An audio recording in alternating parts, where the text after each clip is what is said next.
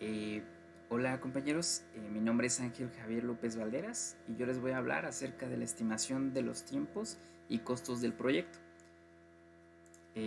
Pues voy a comenzar con dos apartados que serían los dos métodos que existen más comunes, que serían ascendentes y descendentes. Pues el ascendente nos habla de una estimación a nivel detallada, el cual pues ya requiere un poco más de tiempo, de esfuerzo para realizar este tipo de estimaciones. Y la descendente es un poco más pragmática.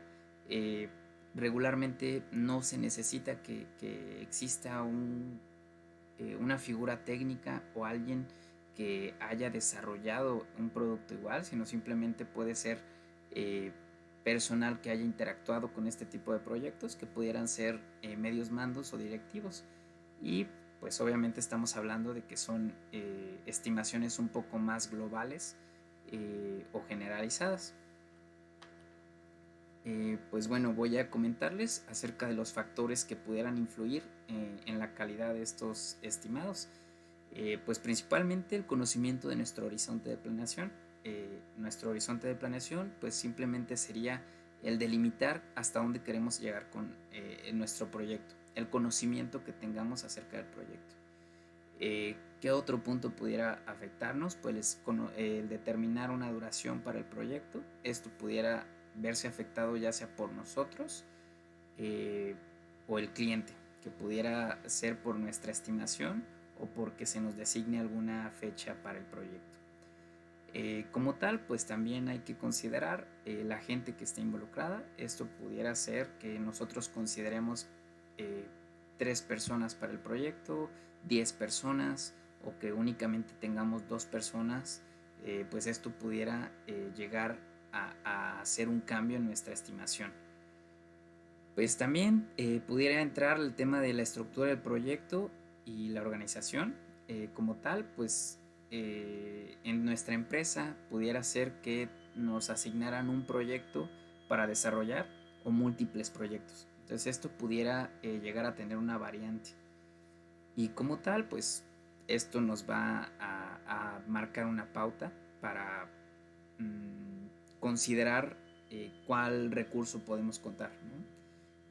El acolchonamiento de los estimados también pudiera ser un factor importante, ya que podemos llegar a tomar en cuenta, según la experiencia, eh, fechas muy cercanas, pero previendo algún imprevisto, dejar un colchón. Esto pudiera ya sea favorecernos o estar en nuestra contra. Pueda que nuestro proyecto sea aprobado o declinado si nuestra estimación no es lo más real posible. Y pues también está el tema de la cultura de la organización. Esto pudiera tomarse como en algunas empresas. Se llega a dar el caso que a veces nos exigen darnos tiempos un poco más cerrados. Si ya hemos tenido proyectos similares, pues nos piden reducir tiempos, aunque el tiempo sea muy corto, o por lo contrario, pues a veces es muy flexible la empresa y nos da oportunidad pues de que esto sea a incrementar el tiempo. Entonces pues esto también llega a afectarnos. Y pues como tal, otros factores pudieran llegar a ser cambios dentro de la organización de la empresa, responsables, personal con el que vamos a interactuar durante el proyecto o pues incluso directamente con el cliente.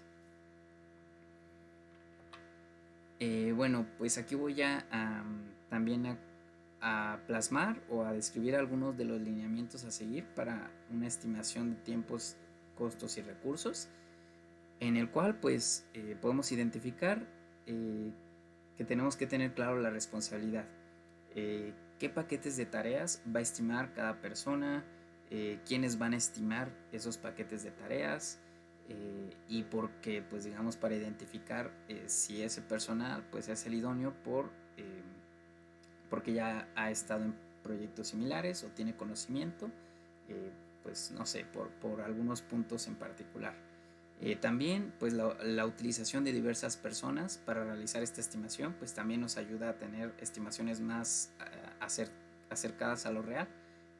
Pues como tal si pones a un programador te va a dar un punto de vista, y pueda que si tienes a tres, tengas ya un escenario pues muy caótico y otro a lo mejor muy optimista, y puedas tener como una noción de cómo mediar esos puntos, ¿no? Pues, y también pues existe el factor condiciones normales. Hay que conocer cuáles son nuestras condiciones normales. Estas condiciones pudieran llegar a variar según la empresa. Eh, Tener en cuenta nuestra unidad de tiempo que vamos a basarnos. Por lo regular es comúnmente que encontremos por horas, pero pudiera llegarse a tomar otro tipo de medidas de tiempo.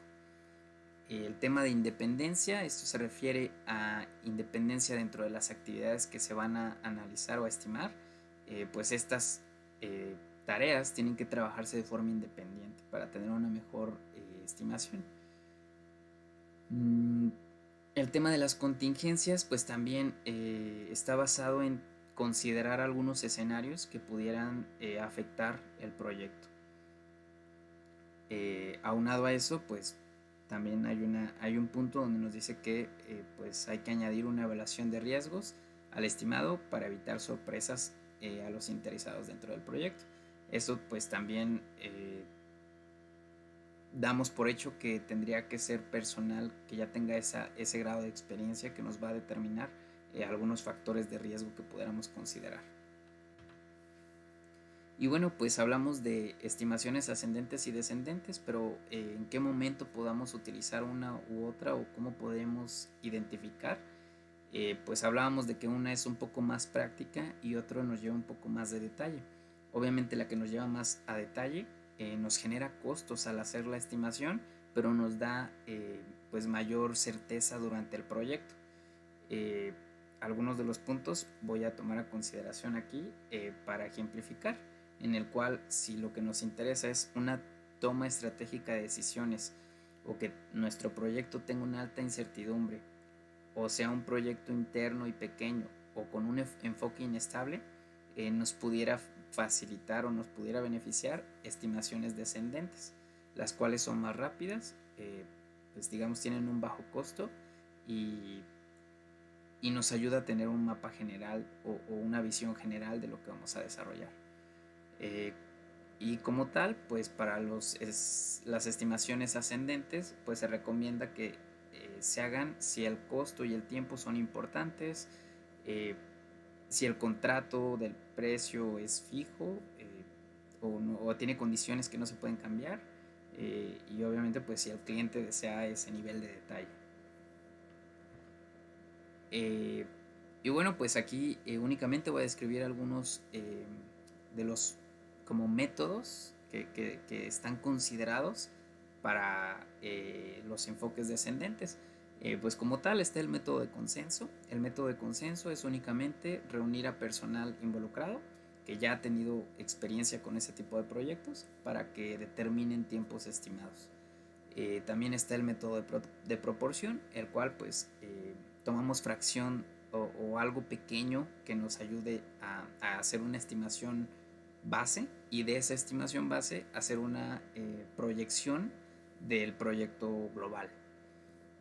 También pues tenemos métodos de distribución, el cual el método de distribución hace referencia a algún proyecto precedente o similar al que vamos a desarrollar, en el cual podamos tomar como base algunos puntos ya de ese proyecto para hacer nuestra estimación y distribuir tareas de forma similar a los que ya se hicieron previamente.